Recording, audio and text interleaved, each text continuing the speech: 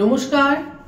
আজকে একটি বিশেষ গুরুত্বপূর্ণ এবং অত্যন্ত তাৎপর্যপূর্ণ সিগনিফিকেন্ট একটি গ্রহ সংযোগের আলোচনা শুরু করতে চলেছি, যেটা অবশ্যই আমাদের গোচরের একটি সংযোগ বা ট্রানজিটে একটি সংযোগ সংঘটিত হতে চলেছে। আমরা জানি যে মঙ্গল আগামী 2024 সালের 15 মার্চ মঙ্গল মকর রাশি থেকে তার তুঙ্গ স্থান থেকে তুঙ্গ গৃহ থেকে মঙ্গল মকর রাশি থেকে কুম্ভ রাশিতে সঞ্চার করবে এবং মঙ্গল যখন কুম্ভ রাশিতে সঞ্চার করবে সেখানে শনি অবস্থান করে থাকবে এবং শনির জন্য কিন্তু এই কুম্ভ রাশি হচ্ছে তার নিজ গৃহ, তার স্বক্ষেত্র। এখানে শনি অত্যন্ত শক্তিশালী, শনি অত্যন্ত পাওয়ারফুল।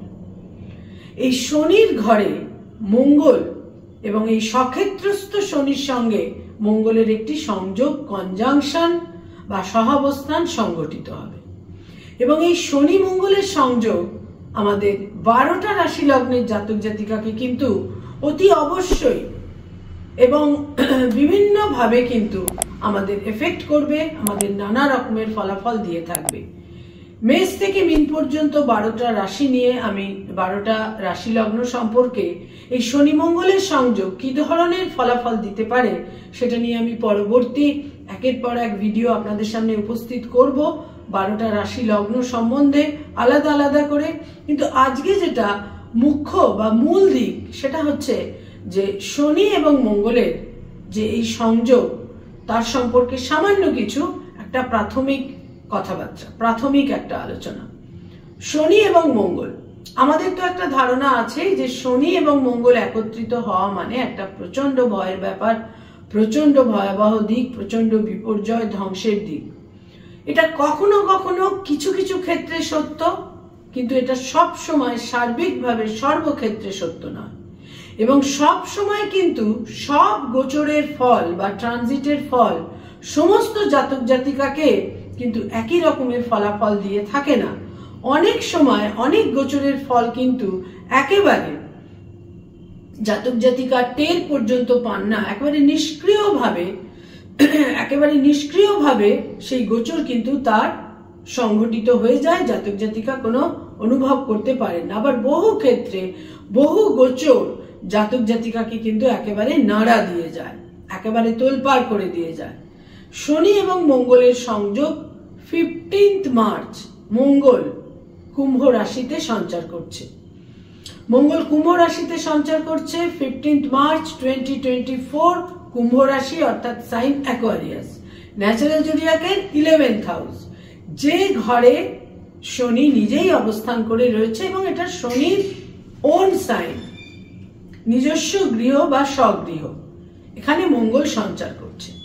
মঙ্গল কিন্তু এখানে থাকবে 45 ডেজ, 15 মার্চ থেকে 23 এপ্রিল পর্যন্ত মঙ্গল এখানে অবস্থান করে থাকবে এবং একই হাউসে, একই রাশিতে, একই গৃহে তারা অবস্থান করে থাকবে।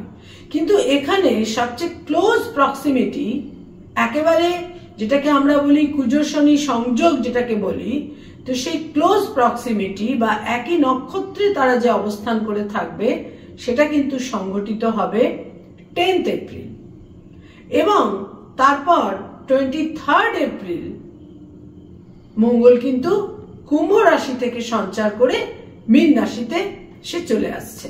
মীন রাশিতে তার সঞ্চার সংঘটিত হবে কুম্ভ রাশি থেকে 23 এপ্রিল। সুতরাং এখানে 15 মার্চ থেকে 23 এপ্রিল অত্যন্ত গুরুত্বপূর্ণ এবং এখানে সবচেয়ে যেটা একটা শুভ বা ইতিবাচক দিক তৈরি হচ্ছে সেটা হচ্ছে যে মঙ্গল যখন কুম্ভ রাশিতে সঞ্চার করছে, সে ধনিষ্ঠা নক্ষত্রে সঞ্চার করছে, তারপর সে শতভিষা নক্ষত্রে সঞ্চার করবে এবং ততক্ষণে 6 এপ্রিল শনি কিন্তু শতভিষা নক্ষত্র অতিক্রম করে শনি চলে যাবে পূর্ব ভাদ্রপদ নক্ষত্রে। শতভিষা নক্ষত্র অতিক্রম করে শনি 6 এপ্রিল পূর্ব ভাদ্রপদ নক্ষত্রে চলে যাবে এবং মঙ্গল পূর্ব ভাদ্রপদ নক্ষত্রে, মঙ্গলের সঙ্গে যখন শনির সঞ্চার সংঘটিত হবে সেটা কিন্তু 10th এপ্রিল মঙ্গলের সঙ্গে শনির সংযোগ, ক্লোজ প্রক্সিমিটি। 10th এপ্রিল রাত্রির বেলায় 2:16 মঙ্গলের সঙ্গে শনির সংযোগ সংগঠিত হবে। খুব গুরুত্বপূর্ণ এই সংযোগ, কিন্তু তাহলেও খুব যেটা একটা সিরিয়াস জায়গা তৈরি হবে সেটা হচ্ছে 6th এপ্রিল থেকে 23rd এপ্রিল। 6th এপ্রিল থেকে 23rd এপ্রিল অত্যন্ত গুরুত্বপূর্ণ থাকছে শনি মঙ্গলের সংযোগ, এবং এটা শনির সক্ষেত্র। শনি এখানে অত্যন্ত গুরুত্বপূর্ণ থাকছে, কারণ শনি এখানে অত্যন্ত শক্তিশালী থাকছে এবং এখানে মঙ্গলের মতো গ্রহ সংযুক্ত হচ্ছে। মঙ্গল চায় গতি, মঙ্গল চায় স্পিড, আর শনি কিন্তু মন্থর, স্লো। শনি সব সময় মন্থর গতিতে চলতে চায়। যেখানে শনি এক একটি ঘরে 2.5 বছর করে থাকে, মঙ্গল সেখানে এক একটি ঘরে মাত্র 1.5 মাস করে থাকে। সুতরাং এখানেই বোঝা যাচ্ছে শনির মন্থরতা এবং মঙ্গলের গতি। সুতরাং এই যে বিপরীতমুখী দুটি গুণ বিশিষ্ট দুটি প্ল্যানেট, তাদের যে ক্লোজ প্রক্সিমিটি, সেখানে কিন্তু অবশ্যই সংঘাত এবং কনফ্লিক্ট তৈরি হবে। আর কুম্ভ রাশি হচ্ছে বায়ু রাশি, বায়ু রাশি, এবং এটা হচ্ছে স্থির রাশি, ফিক্সড সাইন, এবং তার সঙ্গে সঙ্গে বায়ু রাশি। এই বায়ু রাশিতে বিভিন্ন রকমের ঘটনা প্রবাহ কিন্তু ঘটতে পারে বিভিন্নভাবে। বায়ু পথে অর্থাৎ এয়ার ক্র্যাশ হতে পারে, কোন রকমের এয়ারক্রাফট জনিত কোন দুর্ঘটনা সংঘটিত হতে পারে। এছাড়া তীব্র কোনো ঝড়, যেখানে প্রবল গতিবেগে বায়ু সঞ্চারিত হবে, সেখানে কোনো ঝড় তৈরি হতে পারে। বায়ু রাশিতে শনি মঙ্গলের সংযোগ এই ধরনের বিভিন্ন ধরনের কিছু অকাম্য পরিস্থিতি, দুর্ঘটনা ইত্যাদি কিন্তু তৈরি করে দিতে পারে। এবং মঙ্গলের গতি আর শনির মন্থরতা, এখানে একটা সংঘাত, কনফ্লিক্ট অতি অবশ্যই কিন্তু তৈরি হতে পারে।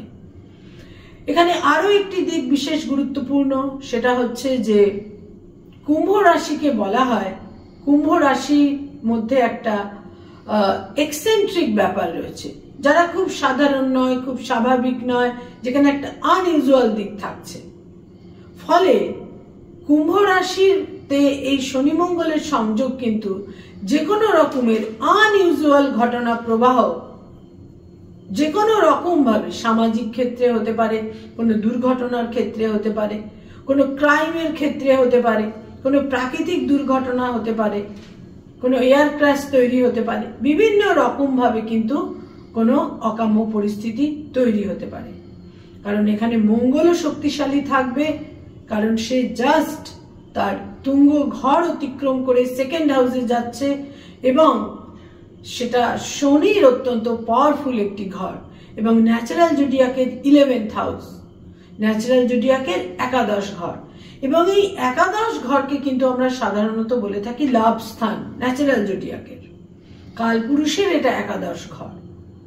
বহু ক্ষেত্রে বহু মানুষের বন্ধু বান্ধবদের সঙ্গে একটা বিচ্ছিন্নতা তৈরি হতে পারে, তাদের লাভের ক্ষেত্রে আকস্মিকভাবে বেনিফিটের ক্ষেত্রে কোনো হানি তৈরি হতে পারে। বয়সে বড় ভাই বোন যারা অত্যন্ত অ্যাটাচড, যেখানে অ্যাটাচমেন্ট রয়েছে, অ্যাটাচমেন্ট না থাকলে কিন্তু কোনো কিছুতেই কোনো কষ্ট, দুঃখ, যন্ত্রণা নেই। যেখানে অ্যাটাচমেন্ট রয়েছে, এই ধরনের কোনো বয়সে বড় ভাই বোনেদের হানি ইত্যাদিও কিন্তু তৈরি হতে পারে। এবং যারা অত্যন্ত সামাজিক জীবন যাপন করে থাকেন, তারা সেখানে কোনোভাবে প্রতিহত হতে পারেন, মনোকষ্ট তৈরি হতে পারে। আমরা প্রত্যেকেই জানি যে আমাদের প্রত্যেকের জীবনের শেষ পরিণতি কিন্তু মৃত্যু, ডেথ।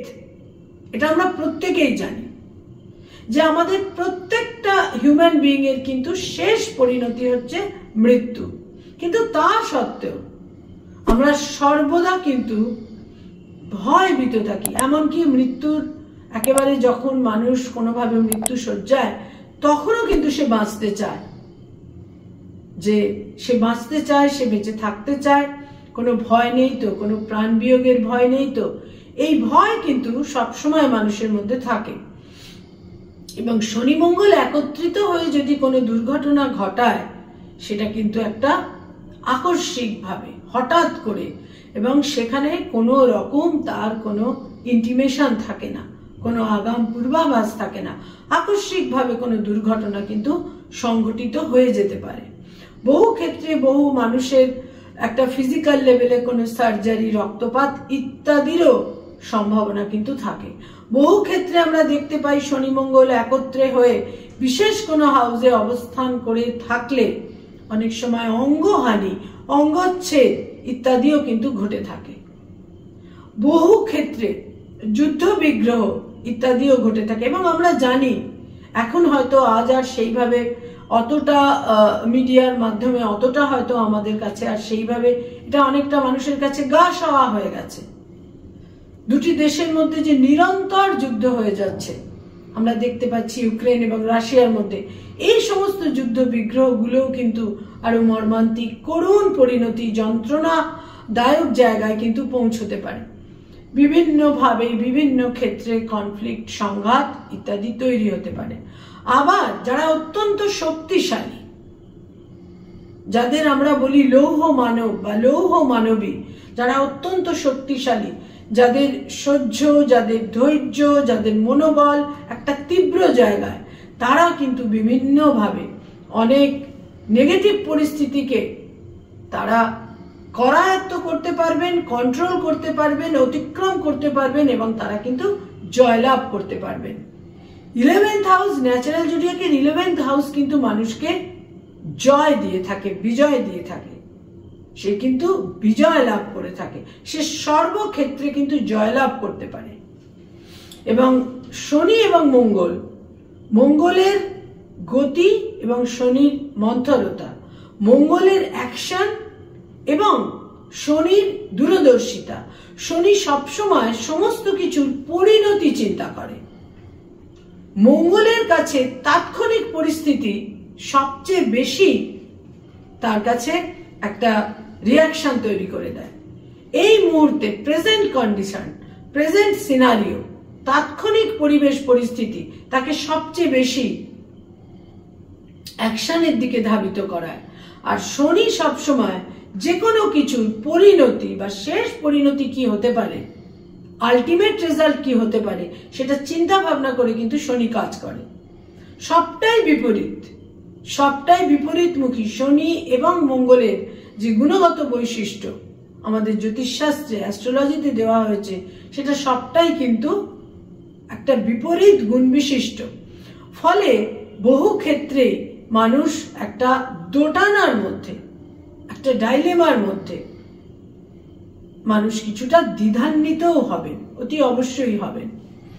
এবং যে সমস্ত রাশি লগ্নের জাতক জাতিকাদের শনি এবং মঙ্গল অত্যন্ত গুরুত্বপূর্ণ, যে সমস্ত জাতক জাতিকাদের রাশি লগ্ন সাপেক্ষে শনি এবং মঙ্গল দুটি গুরুত্বপূর্ণ গ্রহ, তারা কিন্তু সবচেয়ে বেশি ফলাফল পেতে চলেছেন। সুতরাং এই 15th মার্চ থেকে 23rd এপ্রিল 2024 15th মার্চ থেকে 23rd এপ্রিল বিশেষ গুরুত্বপূর্ণ। এবং তার মধ্যে বলবো 6th এপ্রিল থেকে 23rd এপ্রিল অত্যন্ত গুরুত্বপূর্ণ সমস্ত রাশি লগ্নের জাতক জাতিকাদের জন্য। এর পরের ভিডিও থেকে আপনারা মেষ রাশি, মেষ লগ্নের জাতক জাতিকা এবং সেখান থেকে মীন পর্যন্ত প্রত্যেকটা ভিডিও আপনাদের কাছে উপস্থিত করব। নমস্কার।